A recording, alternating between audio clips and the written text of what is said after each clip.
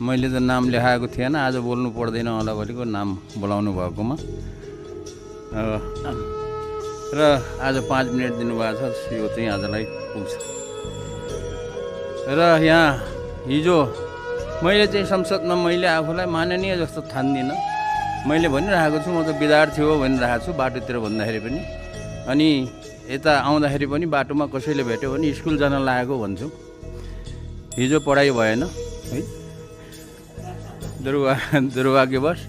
आज चाहिँ पढ्न पाइयो र आज धेरै पढ्न पाइयो, किनभने धेरै उपदेशहरू, आदेशहरू होइन विभिन्न माननीय ज्यूहरूबाट सुन्न पाइयो र धन्यवाद छ। र आज चाहिँ रिस मरेको छ, किनभने म नेपाल सरकारलाई धन्यवाद दिन चाहन्छु।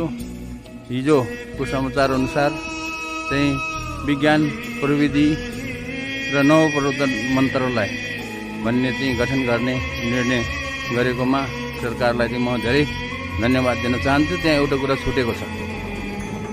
कुरा के छुटेको छ भने विज्ञान प्रविधि अनुसन्धान तथा नवप्रवर्तन हुनुपर्ने अनुसन्धान भन्ने शब्द चाहिँ त्यहाँ चाहिँ छुटेको छ। र अब म औपचारिक रूपमा के अरे मेरो श्राप चाहिँ फिर्ता लिन चाहन्छु। र यो किनभने यो म चाहिँ अलि मलाई झटक्कै रिस पनि उठ्छ अनि फेरि रिस छिटै पनि हराउँछ। अब म अरू कुरा केही भन्न चाहन्न। यो जुन नीति तथा कार्यक्रम छ त्यसमा एउटा दुईवटा कुरा थपियोस् भन्न चाहन्छु।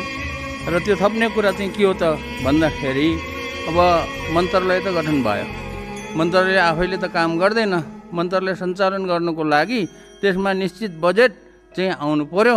त्यो निश्चित बजेट भनेको मेरो चाहिँ अहिले कति वर्ष भयो, 3-4 वर्ष भयो।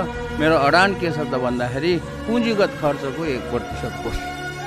त्यो पुँजीगत खर्चको 1% बजेट छुट्याउने व्यवस्था गरिनेछ भनेर यो चाहिँ उसमा चाहिँ यो नीति तथा कार्यक्रममा आओस् र त्यही अनुसारको बजेट छुट्योस्। अब त्यतिले जति पैसा आउँछ अब जति सकिन्छ त्यो चाहिँ गरौँला। यो किन भनिरहेको छु भने विकसित देशहरूले इजरायलले आफ्नो जिडिपीको 5% बजेट रिसर्च एन्ड डेभलपमेन्टमा खर्च गर्छ।